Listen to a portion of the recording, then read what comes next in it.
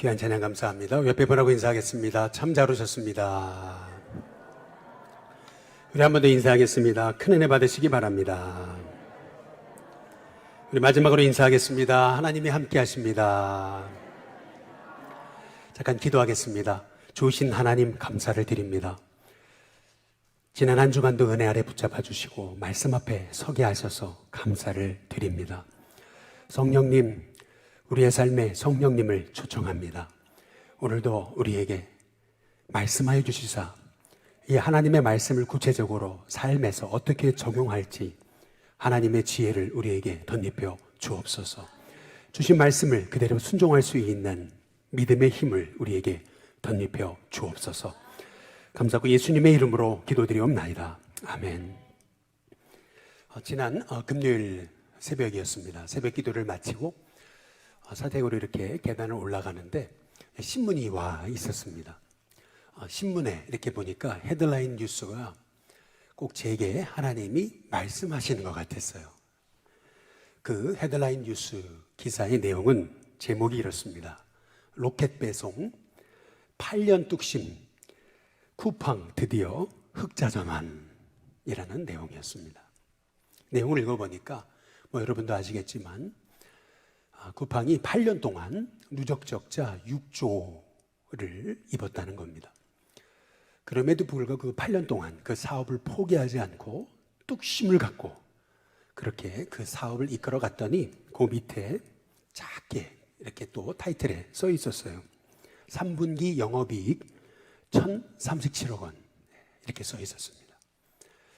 6조에 비하면 1,037억 원은 정말 적은 돈입니다. 물론 1,037억 원은 적은 돈은 아니지만 6조에 비하면 큰 돈은 아닙니다. 그럼에도 불구하고 그 옆에 또 이렇게 작은 글씨로 타이틀에 이렇게 써 있었어요. 김범석, 투자는 계속된다 라는 거였습니다. 사람들은 쿠팡을 보고 아니 곧 망할 회사 저러다 망하지, 돈 많은가 봐, 저런 데다 돈을 쏟아붓는 거 보니까 저렇게 적자가 많은데도, 이제 사람들이 그것이 쿠팡을 향한 비판이었다라고 하는 겁니다. 그것도 8년 동안 6조의 적자를 보는 회사예요.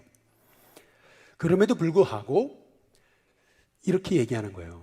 투자는 계속된다.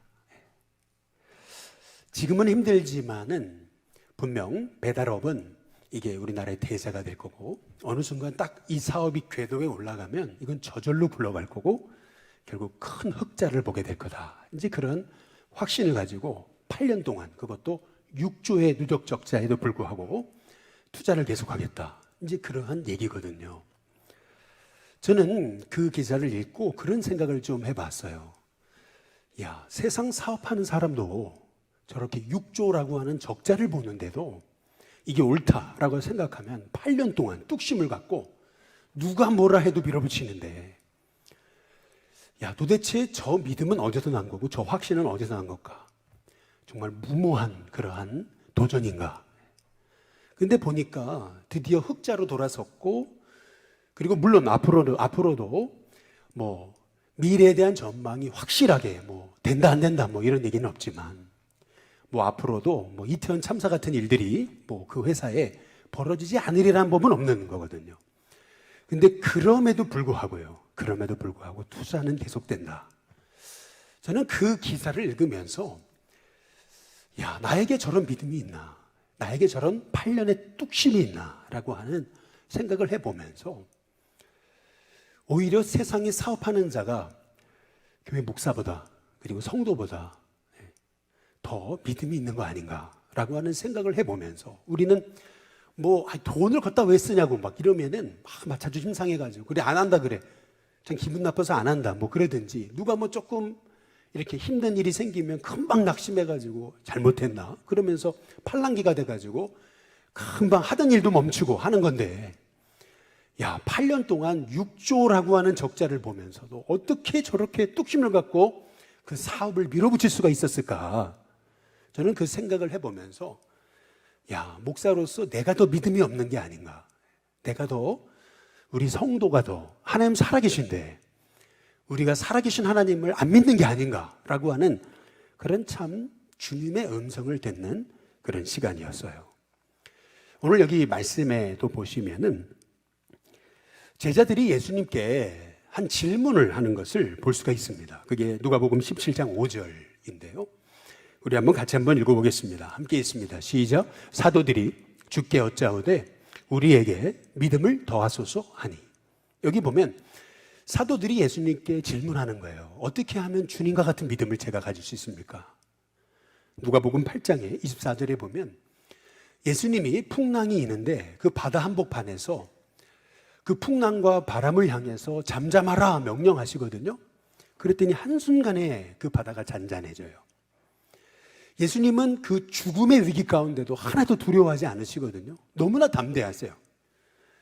야, 저 예수님의 담대함, 저 예수님의 능력, 저 예수님의 믿음, 그 믿음은 도대체 어디에서 온 걸까? 제자들이 너무 궁금한 거예요.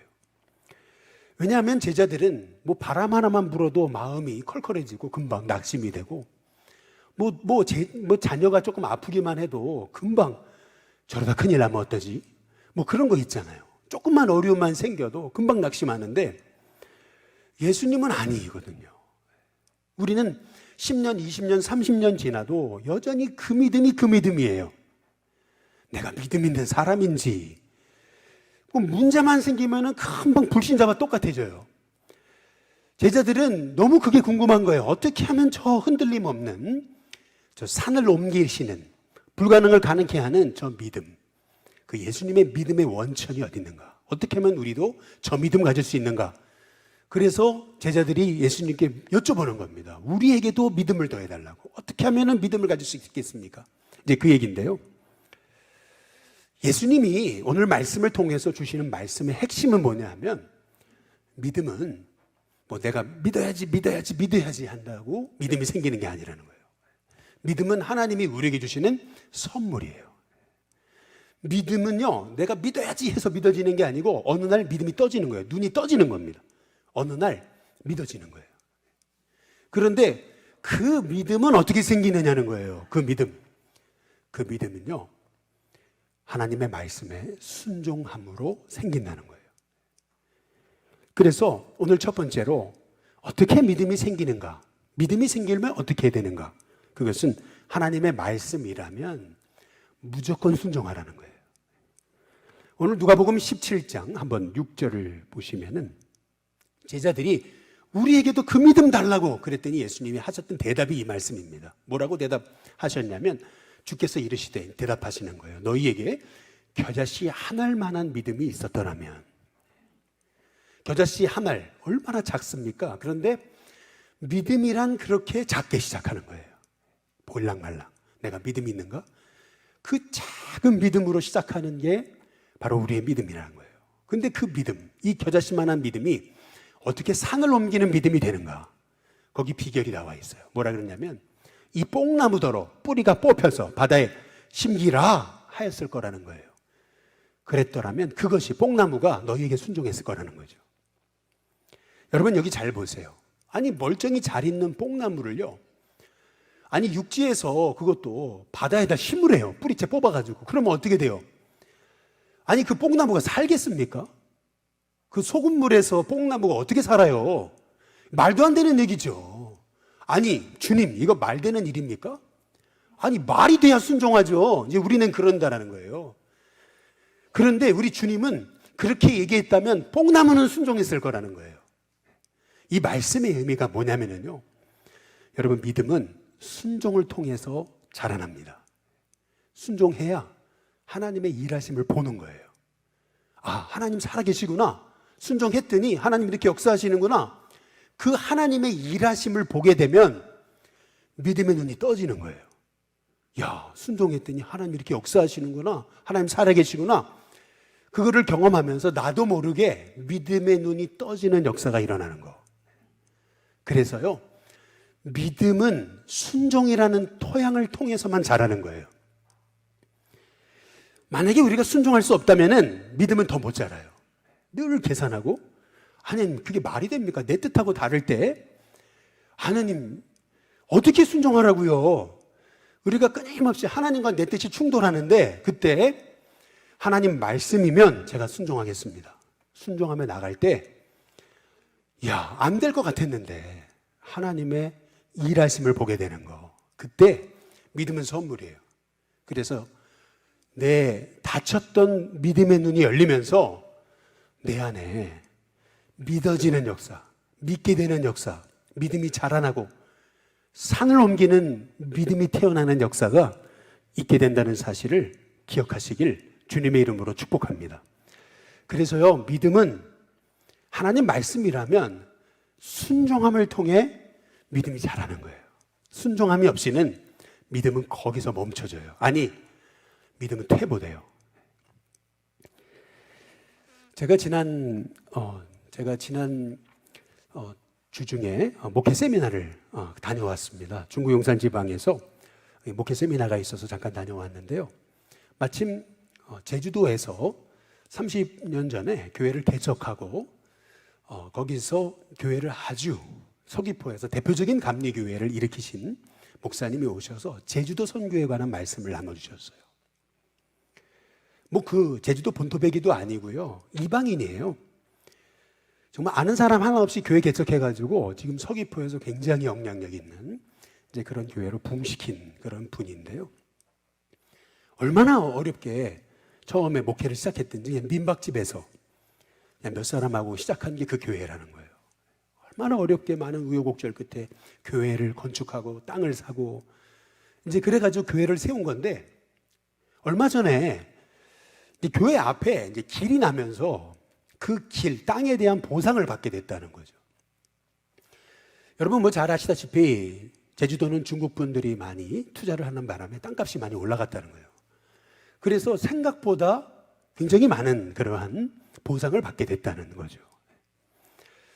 뜻하지 않게 이렇게 그 길이 나가지고 보상을 받게 되니까 목사님은 그렇지 않아도 주차장이 협소했는데 좀 주차장을 좀 늘려볼까? 이런 마음을 갖고 기도를 하는데 하나님 그러시더래요. 그 돈 나에게 줄 수 없냐. 아니 그게 무슨 말이냐면 이 제주도에 보면은 교회가 없는 면 단위 지역이 2군데가 있다는 거예요. 근데 그 중에 한 곳에다가 너 교회를 세울 수 없겠니? 이렇게 말씀하시더라는 거예요. 여러분 그 돈이 어떤 돈입니까? 정말 민박집에서 시작해가지고 그렇게 어렵게 땅을 사고 교회를 세우고 했던 그 돈이 피 같은 돈이거든요. 근데 하나님이 그 돈 나에게 줄 수 없냐. 참 순종하기도 어려운 상황이었던. 왜냐하면 땅 사면 뭐예요? 또 건물도 올려야 되는데. 근데 순종했다는 거예요. 그리고 이제 사람들한테 혹시 제주도에 개척하고 싶으신 분 해가지고 사람을 수소문하는데 마침 그 제주도 지방에 같이 목회하는 전도사님이 내가 해보겠다고 그래가지고 이제 이분이 이제 개척을 하게 된 거예요. 그런데 그냥 자원한다고 해서 바로 개척해 주는 게 아니고 1년 정도 그 교회에 와가지고 사역도 하면서 건축하는 그런 개척의 그런 지혜를 이제 배우라고 그래가지고 1년 동안 그 교회에 와서 실습하고 그리고 이제 드디어 개척을 하게 된 거예요. 근데 문제는 땅은 좀 샀는데 그런데 건물을 올려야 되는데 돈이 없는 거죠. 교인들한테 같이 헌금하시자고 기도하자고 그러는데요. 참 놀라운 것은 그게 하나님 기뻐하시는 일, 하나님이 하라고 하신 일이잖아요. 갑자기 이 개척하시겠다고 했던 전도사님의 할아버지가 야 우리 손자가 개척을 한다는데 내가 가만히 있으면 되겠냐 그래가지고 이 개척하시는 전도사님의 할아버지가 5억을 헌금하시더래요. 교회에다가. 그래가지고요 땅은 있으니까 샀으니까 그래 거기 위에다가 아름다운 교회를 건축해가지고 교회를 개척하게 됐다는 거예요. 교인들이 다 봤잖아요. 교인들이요. 목사님이 하나님 말씀에 순종하시는구나. 그리고 순종하니까 이런 일이 벌어지는구나. 교인들이 하나님 일하시는구나. 하나님 역사하시는구나. 안 될 것 같은데 이렇게 하시는구나. 라고 하는 걸 교인들이 체험했잖아요. 믿음의 눈이 열리기 시작했잖아요. 이제 그러고 나서 이 20년도 안 된 교회가요. 필리핀에 교회를 짓고 또 그 교회에서 선교사를 파송하고 그리고 캄보디아에 신학생들을 입양해가지고 키우고 막 교인들이요. 그때부터 믿음의 눈이 열려지고 믿음이 커지더니요. 교인들이요. 야, 하나님 살아계신다 라고 하는 것을 체험하고 고백하더라는 거죠.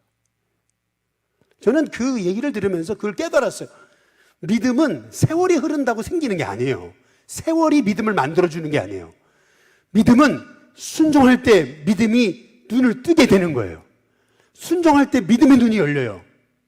세월이 흐르고 교회 다닌다고 믿음이 생기는 게 아니고, 여러분이 정말 하나님 말씀에 순종할 때 하나님이 여러분에게 그 겨자씨 하나님만한 믿음 같은 믿음도 산을 옮기는 믿음을 허락해 주실 줄로 믿습니다. 두 번째로, 어떻게 하면 늘 그 자리인 믿음, 늘 불신자와 다름없어 보이는 내 믿음이 어떻게 업그레이드 되는가? 그것은 뭔가를 바라는 순종이 아니고 진심으로 순종해 보라는 거예요. 다시 말해, 순종이 목적이 되게 하라는 겁니다. 순종이 내 삶의 전부가 되게 하라는 거예요. 무슨 말이냐면, 우리는 열심히 봉사하는 목적, 순종하는 목적이 복 받으려고, 열심히 새벽 기도 나오는 거, 내 자녀가 잘 됐으면 해가지고, 뭐 그런 거잖아요. 우리의 순종의 목적이 뭔가 대가를 바라고, 뭔가 바라는 마음에서 우리가 순종하는 경우가 많잖아요. 그러나 그거 말고 진짜 주님이 좋아서, 주님의 은혜이면 충분하기에 순종하는 하나님의 종이 될 때, 어떤 사심이 아니라 진심으로 순종할 때 하나님께서 저와 여러분에게 믿음이라는 선물을 허락해 주시는 은혜를 주실 줄로 믿습니다. 오늘 누가복음 17장 7절에 보시면은 예수님이 또 이런 비유를 드세요. 양을 갈거나 밭을 갈거나 양을 치는 그런 종이 있어요. 근데 그 종이 하루 종일 일했어요, 밖에서. 그 종이 이제 일을 마치고 돌아옵니다. 그러면 그 종도로 여기 와서 앉아라고, 쉬라고, 누우라고 말할 자가 어딨냐는 거예요. 도리어 17장 8절에 보니까 이렇게 얘기하는 겁니다. 너는 내 먹을 것 준비하고 띠를 띈다는 얘기는 딱 자세를 갖추고 내가 먹고 마시는 동안에 수종 들고, 뭐 물 가져오라고 물 가져오고, 수저 가져오면 수저 가져오고, 반찬 더 가져오면 더 가져오고, 그리고 나서 그 후에 내가 다 먹은 다음에 너는 먹고 마시라 하지 않겠느냐는 거예요. 아니, 우리 주님 참 너무하시네. 종을 저렇게 부려도 되시나? 여러분 그렇게 생각하실지 모르지만, 여러분 이게 예수님 당시의 종의 삶이었어요. 예수님은 그냥 없는 얘기를 지어서 만드신 게 아니고요, 당시 종의 삶이 이랬어요. 예수님은 그 종의 삶에 대해서 얘기하고 계시는 거예요.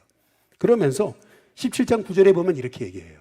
명한 대로 하였다고, 그렇게 수고하고 애썼다고 종에게 감사하겠느냐는 거예요. 수고했다, 참 애썼다, 고생했다, 그 한마디 못 듣는다는 거예요. 그런데 그 다음 누가복음 17장 10절에 보니까 종도 뭐라 그러냐면은, 나는 단지 하여야 할 일을 한 것뿐입니다 라고 얘기한다는 거예요.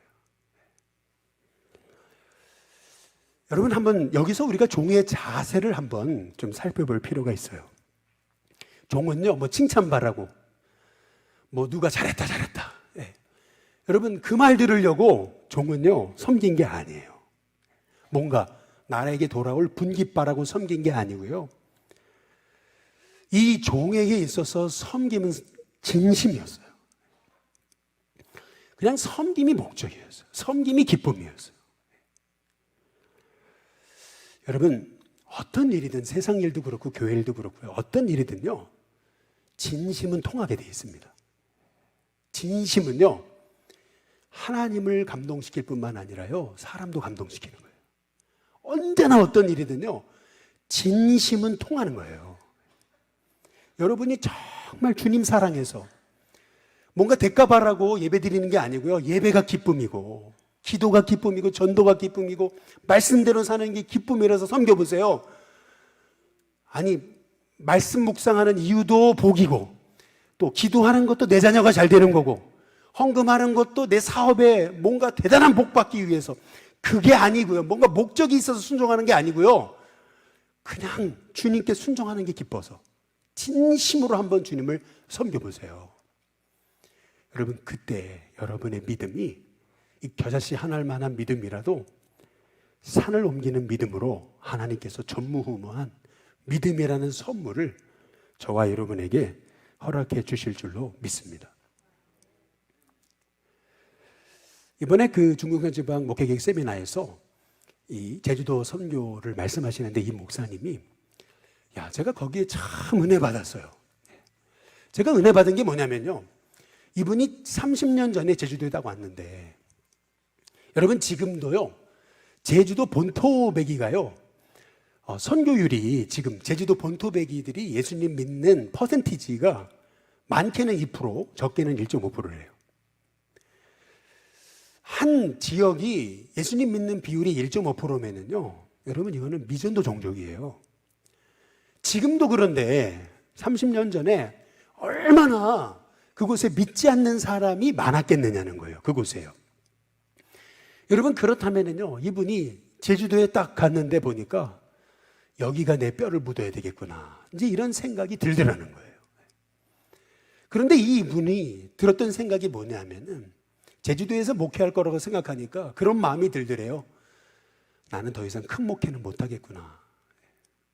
그런데 하나님은 기뻐하시겠구나, 그런 생각이 들더래요. 제주도에서 목회하는 한 나는 큰 목회는 못해. 그러나 하나님 기뻐하시겠지. 그래가지고요 민박집에서 교회를 개척하고 시작한 거예요.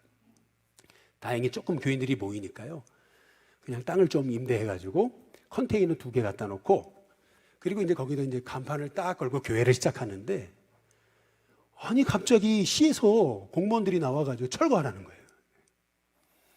아니 간판 달기 전에는 예배 드리는데 뭐라고 안 그러더니 왜 간판 다니까 와가지고 철거하라 그러나, 왜 교회면 안 되나, 이런 생각이 들어서 매일 그 시를 찾아갔다는 거예요.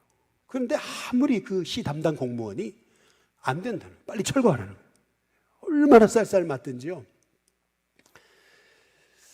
이게 하나님 기뻐하시는 일이고 하나님 원하셔서 시작한 일인데, 그래서요 아예요 시리 그 시청 그 공무원 그 시 그 담당자에게요 매일 찾아갔대요. 아침에 딱 문 열 때 출근해가지고요 퇴근할 때까지 그 앞에 앉아 있었대요. 그리고 또 같이 그분 퇴근할 때 같이 퇴근하고, 또 아침에 갔다가 하루 종일 앉아 있다가 또 저녁에 퇴근하고, 그렇게를 2주를 했다는 거예요. 금요일 저녁 또 집을 오는데 눈물이 왈칵 쏟아지더라는 거예요. 너무나 서럽고 억울해가지고. 그런 기도를 하면 안 되는데 하나님 앞에 그렇게 기도했대요. 뭐라 그러냐면, 하나님 제주도민이 다 우리 교회 교인이 되게 해달라고. 그래가지고 우리 교회 때문에 이 시정이 마비되게 해달라고 그렇게 기도했다는 거예요. 너무나 얄미워가지고. 우리 교회가 그렇게 영향력 있는 교회가 돼가지고 우리 교회 때문에 시정이 마비되게 해달라고. 예. 그런데요 놀라운 것은 그 다음 주 월요일 날 또 출근을 했는데 딴 사람이더래요. 무슨 말이냐면 사람은 똑같은데 사람이 딴 사람이더래요.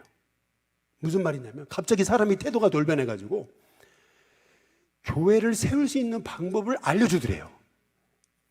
실은 건물이 30평 이하는 허가제가 아니고 신고제인데 이게 민원이 들어와가지고 안 된다는 거예요. 그래서 할 수 있는 방법을 알려주는데 저 구석탱이에다가 이 컨테이너를 밀어버리래요. 사람들한테 안 보이게 밀어버리고, 그리고 이게 바람이 불면 넘어가면 안 되니까 밑에다가 공구리를 제대로 치래. 그러면 허가해 줬다는 거예요. 여러분 그래서 허가를 받았다는 거예요. 아니 왜 어제까지 안 되던 일이 왜 오늘 됩니까? 아니 어제까지 그렇게 쌀쌀 맞던 사람이 왜 딴 사람이 됐습니까? 하나님이 개입하신 거 아니에요? 저는 그분의 그 얘기를 들으면서 제가 깨달은 게 있어요. 그건 뭐냐면 진심은 통한다는 거예요. 진심은요 사람도 감동시키고요 하나님도 감동시키는 거예요.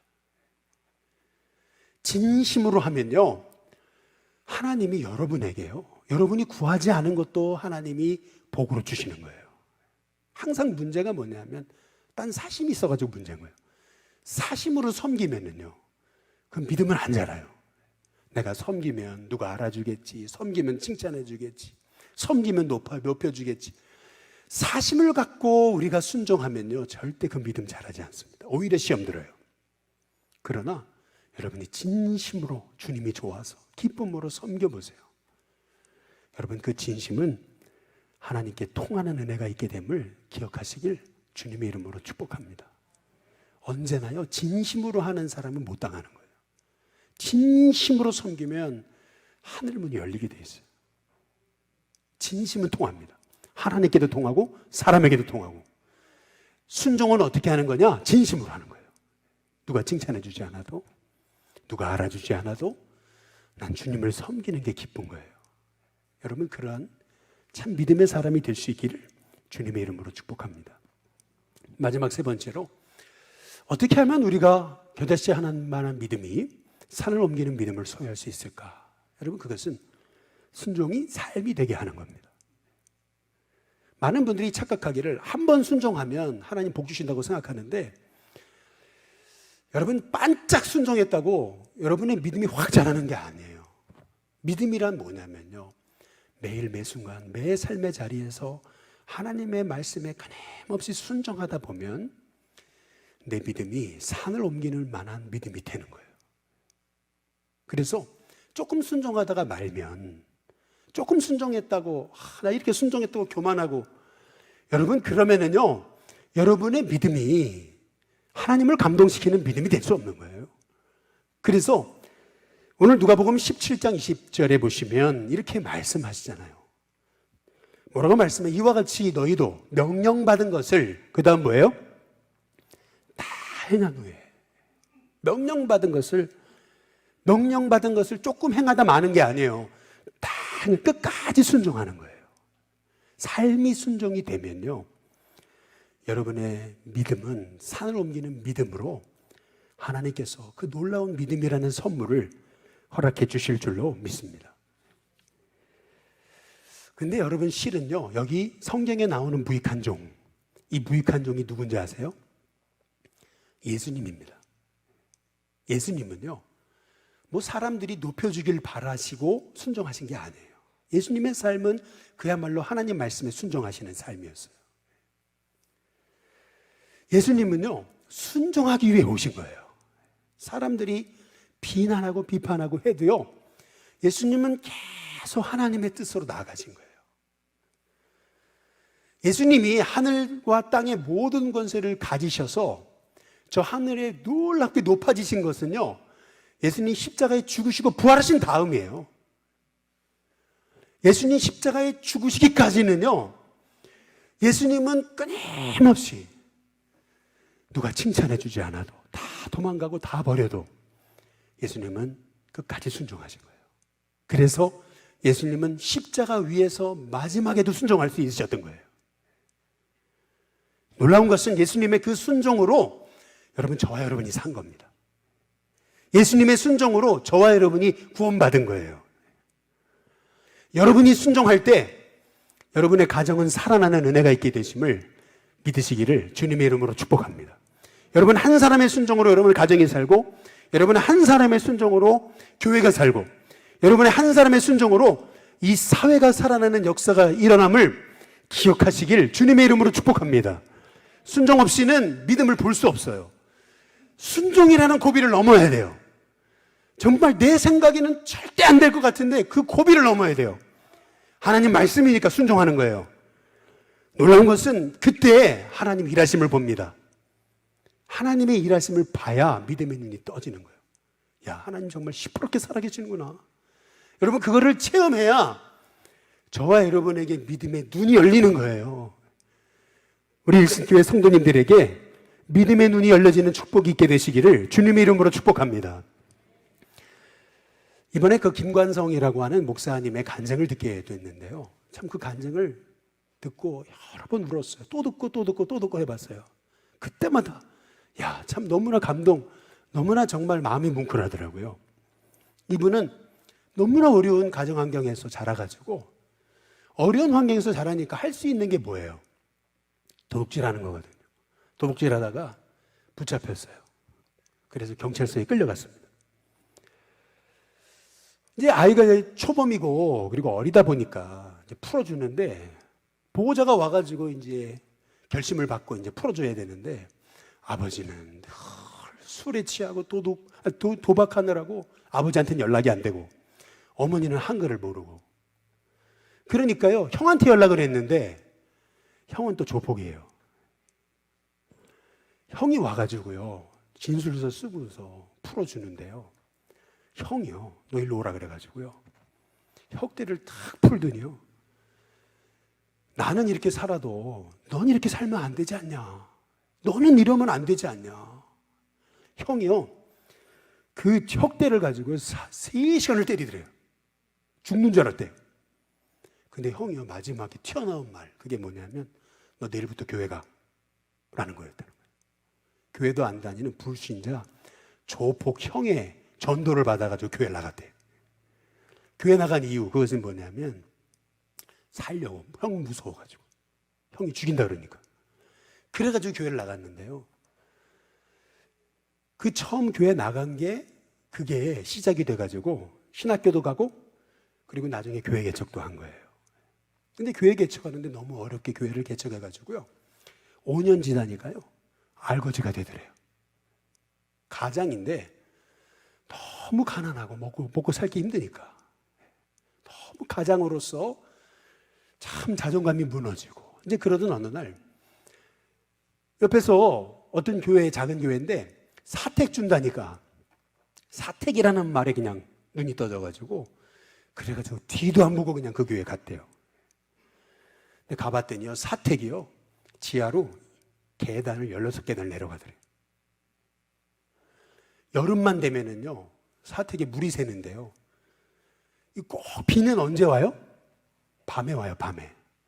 그러니까 밤새 그 물이 차니까 물 뽑아내느라고 그 물 빼다가 새벽기도 나가 새벽기도 인도하고. 근데 그 장마 지나면은 거기가 지하니까 곰팡이가 쓸기 시작하고. 근데 그 지하에요, 화장실이 없대요. 사택에. 화장실은 어디 있냐? 밖에 나가서 공중 화장실을 써야 된다는 거예요.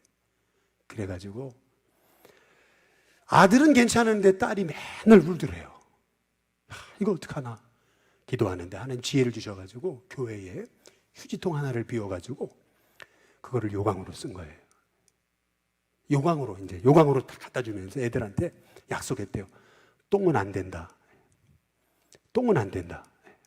오줌만 넣기로 약속을 하고, 그래서 요강을 이제 갖다 놨는데, 뭐 요강 잘 안 비우잖아요. 그러다 보니까 목사님 새벽마다 이제 비우는데, 하루는 새벽에 새벽 기도를 가다가 요강을 들고 이제 16계단을 올라가다가 엎어져가지고, 그래가지고 그거 옷 갈아입고 또 새벽 기도 가고. 이렇게 되니까요, 나중에는 시간이 흐르면서요, 내가 왜 목회하고 있나? 계속 해야 되나? 근데 주일마다 엄마가 전화 오셔가지고, 교회 교자도 모르는 엄마가 늘 그러시더래요. 오늘 손님은 많이 왔나? 아니, 엄마 손님 없어요. 아유, 야, 그러면 너는 목회 체질 아니야. 너는 노가다 체질이야. 빨리 울산으로 내려와가지고 그냥 애들 그냥 먹고 사는데 어려움없게 그냥 일하고 그냥 그렇게 살아. 무슨 너 주제에 목회냐. 여러분, 그러니까요, 너무 자존감이 무너지고 이거 계속해야 되겠는가. 마지막 이제 목회를 그만두는 선까지 갔는데, 그때 어떤 일이 벌어졌냐면은 그 아들이 말이에요, 막내 아들, 초등학생 아들이 경기도 글짓기 대회를 나갔는데 애가 1등을 하고 왔대요. 야, 우리 집안에 어떻게 너 같은 놈이 나타났냐? 그래가지고 그 아들한테 그랬더니, 뭐 도대체 어떻게 글짓기를 했길래 네가 도대회 1등을 했냐? 이제 그러니까요, 아들이 그러더래요. 딱 도대회를 나갔는데 선생님이 그러시더래요. 이번에 글짓기 대회는 맞춤법은 안 본다. 띄어쓰기는 안 본다. 대신 내용만 본다. 그러시더래요. 그러니까 이 아이가요, 그 얘기를 듣는 순간 내가 1등이다 이렇게 됐다는 거예요. 근데 그 도대체 뭘 썼길래 이렇게 얘기하니까 아들이 그러더래요. 제목, 홍수와 요강. 여러분 잘 보세요. 그 얘기를 딱 듣는데 이 목사님이요, 이야, 그 얘기가 누구 얘기예요? 자기 얘기잖아요. 자기 얘기. 야, 근데 그 얘기를 듣는 순간 이 목사님이 그런 생각이 들더래요. 아, 나 같은 누더기 같은 인생도 하나님이 쓰시는구나. 나같이 누더기 같은 인생도 하나님이 쓰시려고 하시는. 참 놀랍게도 그렇게 포기하려고 그랬는데 하나님 말씀이니까 순종해가지고 그래서 계속 목회를 이어갔다는 거예요. 근데 놀랍게도요, 교회가 부흥하고요, 교회가 성장을 많이 했어요. 근데 놀랍게도요, 올해 그 교회를 부목사님한테 넘기고요, 올해 울산의 교회를 다시 개척했어요. 근데 놀랍게도 그 교회가요, 수백 명이 모여요. 올해 개척했는데 사람들이 막 몰려오는 거예요. 얘기를 듣고. 여러분, 저는 그분의 얘기를 들으면서 그런 생각을 좀 해봤어요. 야, 어떻게 저렇게 매일같이 흔들리는 그 믿음에서 하나님을 절대적으로 신뢰하는 믿음이 될 수 있었을까? 그것은 뭘까요? 절대적으로 하나님 말씀이라면 내가 순종하겠습니다. 다른 어떤 대가를 바라고가 아니고요. 큰 목회하려고 여러분 순종하는 게 아니고요. 주님의 말씀이니까 순종한 거예요. 근데 놀랍죠? 하나님은 순종하는 종에게 하나님 믿음의 선물이라는 선물을 주시는 거예요. 진심이에요, 진심. 그랬더니요, 하나님이 그 삶을 통해서 그 겨자씨 하나는 민하는 믿음이 산을 옮기는 믿음으로 바꾸시는 역사가 일어나는 거죠.